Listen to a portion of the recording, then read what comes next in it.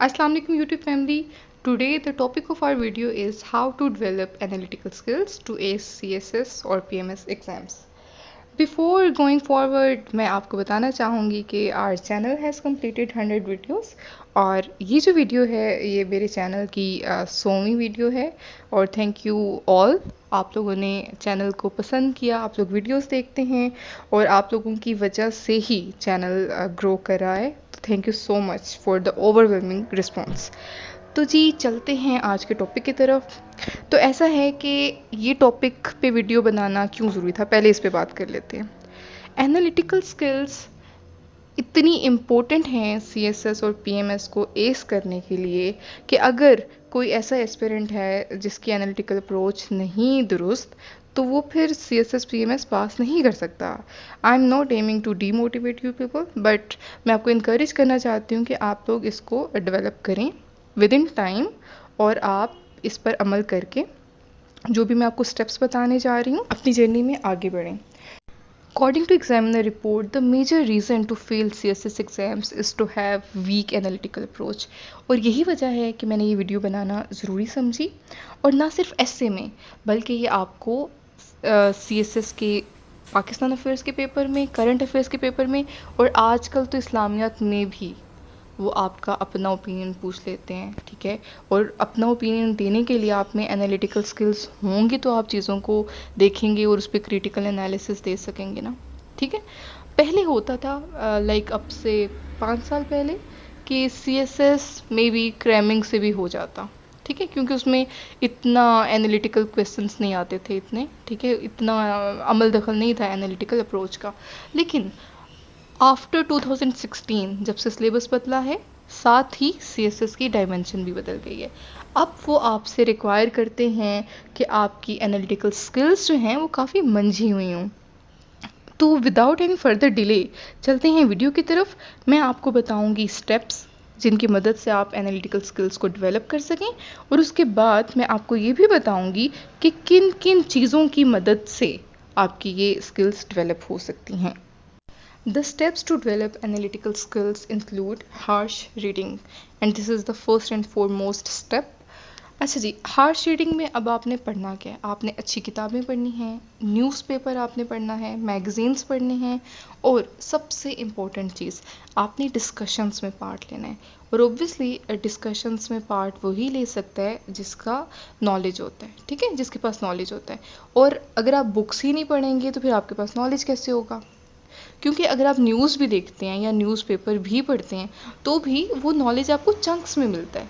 जबकि अगर आप किताबें पढ़ेंगे तो किताबों से आपको एक पूरा आपका जो नॉलेज बेस है, नॉलेज डेटाबेस है, वो डेवलप होता है उसमें, क्योंकि आपको सारी हिस्ट्री भी बताते हैं, फिर सारे इम्प्लीकेशंस भी बताते हैं, तो वो एक कंप्लीट आपको पैकेज मिलता है नॉलेज का। अकॉर्डिंग टू फर्स्ट स्टेप आपने अच्छी किताबें पढ़ ली, ठीक है, आपको थोड़ी बहुत नॉलेज भी उससे हासिल हो गई।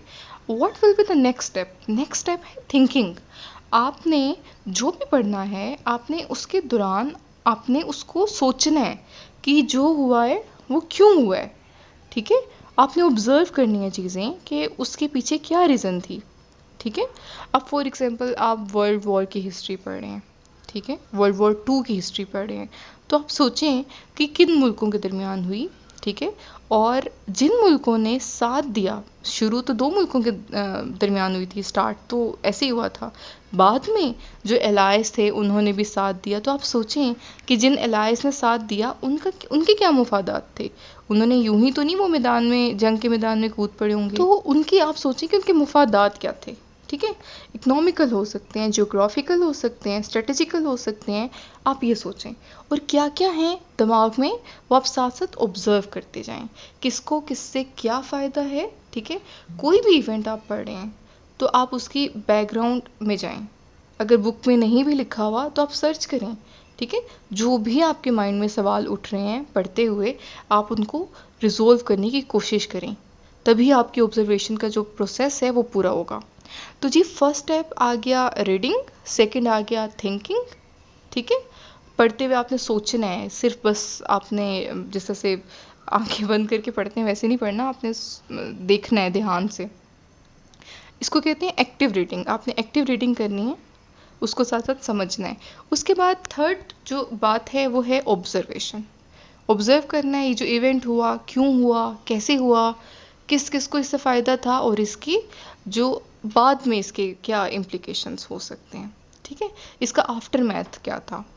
नेक्स्ट स्टेप जो है एनालिटिकल स्किल्स को डेवलप करने का वो है राइटिंग। जी हाँ, राइटिंग बहुत ज़्यादा ज़रूरी है।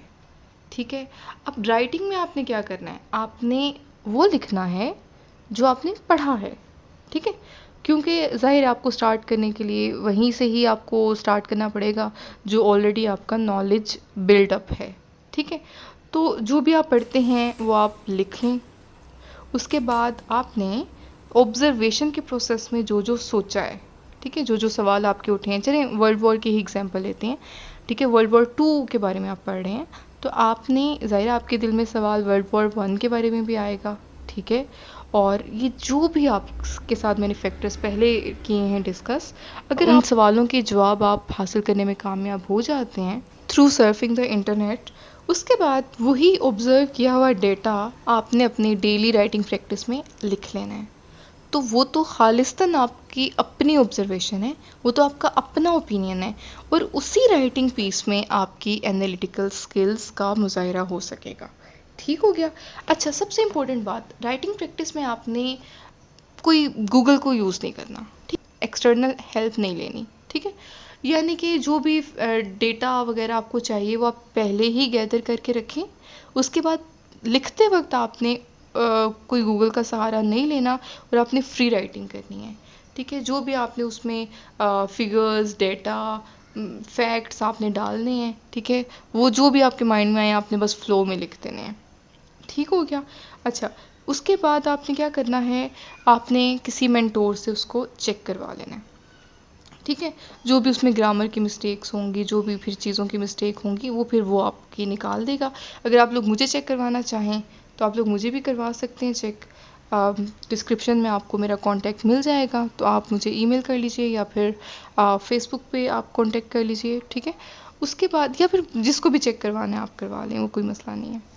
उसके बाद मोस्ट इम्पॉर्टेंट बात ये है कि आप जितनी ज़्यादा प्रैक्टिस करेंगे उतनी ही आपकी एनालिटिकल स्किल्स जो हैं वो इन्हेंस होंगी। बेसिक इंग्रेडिएंट्स की बात कर लेते हैं कि एनालिटिकल एनालिसिस की बेसिक इंग्रेडिएंट्स क्या हैं। सबसे पहले आता है in depth study, knowledge on subject, यानी कि आप जिसके बारे में भी एनालिटिकल आपने एनालिसिस करना है उसके बारे में आपको पता तो हो, उस बेसिक डोमेन के बारे में आपको पता तो हो, तभी आप एनालिटिकल एनालिसिस उस पर कर सकेंगे ना। क्योंकि एनालिटिकल एनालिसिस में तो मतलब इट रिक्वायर्स कि आपको हर जाविये से उस टॉपिक का पता हो। दूसरी चीज़ जो इम्पोर्टेंट है इसमें वो है इम्पार्शियलिटी। अब इम्पार्शियलिटी का क्या मतलब है, इसका मतलब है गैर जानिबदारी। ऐसा नहीं है कि आपने अपने बायसेस इसमें आपने शो ऑफ करने हैं, यानी कि बीइंग पाकिस्तानी मे बी आपको इंडिया से रिजर्वेशंस हों, आई कैन अंडरस्टैंड, लेकिन आपने फॉर एग्जांपल ये नहीं लिखना कि इंडिया से हमें टाइज कट कर देने चाहिए, ये करना चाहिए, उसको ब्लॉक कर देना चाहिए, फ्लां फ्लां फ्लां। तो एक जो ज़िम्मेदार शहरी होता है उसकी ये अप्रोच नहीं होती। एक सीएसपी की तो ये बिल्कुल भी अप्रोच नहीं होनी चाहिए, क्योंकि उसने चीज़ें ख़त्म नहीं करनी होती, हल करनी होती हैं। तो आप ये मेरे जुमले पे गौर करिएगा कि चीज़ें ख़त्म करने की तरफ नहीं आना, चीज़ों को हल करने की तरफ आना है। उसके बाद नेक्स्ट इंपॉर्टेंट चीज़ है गिव ऑल पॉसिबल डायमेंशंस। ठीक है, एक मसले के जितने भी डायमेंशंस हो सकते हैं वो आपने देने हैं, प्रोज बताने हैं, कॉन्स बताने हैं। The next important point is four sightedness. Four sightedness का क्या मतलब है, दूरअंदेशी। आपने जो भी टॉपिक पे क्रिटिकल एनालिसिस करना है या एनालिटिकल आपने एनालिसिस देना है उसमें आपने बताना है कि इस पर्टिकुलर टॉपिक की, इस पर्टिकुलर डोमेन की इम्प्लीकेशंस क्या हैं। इम्प्लीकेशंस का मतलब है इसके फर्दर इम्कानात क्या हैं, इसका आफ्टर मैथ क्या होगा। ठीक है, फॉर एग्जांपल अगर वर्ल्ड वॉर 2 की हम बात करें तो आपने बताना है कि जिन मुल्कों ने पार्ट लिया, ठीक है, उनके फिर इकोनॉमिक हालात किस कदर ख़राब हो गए होंगे। ठीक है, उनको दोबारा से सीधा होने में कितना टाइम लगेगा, उनकी जो कैजुअलिटीज़ हुई हैं उसकी मतलब भरपाई कौन करेगा। ठीक है, वहाँ पे जो भी डिस्ट्रप्शंस हुई हैं वो सारा आपने बताना है, उसका आफ्टर मैथ बताना है। ठीक है, और उसके बाद उनके जो आपस में जो रिलेशंस हैं जो मुल्क आपस में जिनकी जंग हुई थी उन पे क्या इफेक्ट पड़ेगा, ये सब फोर साइटेडनेस में आता है। The next important thing is out of the box approach. इसका मतलब ये है कि आपने रटी रटाई वही क्लीशे बातें नहीं करनी जो कि आपको किताबों में भी मिल जाएंगी। आपने कुछ हटकर बात करनी है। और अल्लाह ताला ने हर एक को डिफरेंट थिंकिंग प्रोसेस से नवाजा है, डिफरेंट एनालिटिकल स्किल से नवाजा है। आपने जस्ट उसको निखारना है। आप जो एनालिसिस देंगे एनालिटिकल ज़रूरी नहीं है कि कोई और एस्पिरेंट भी दे, ठीक है।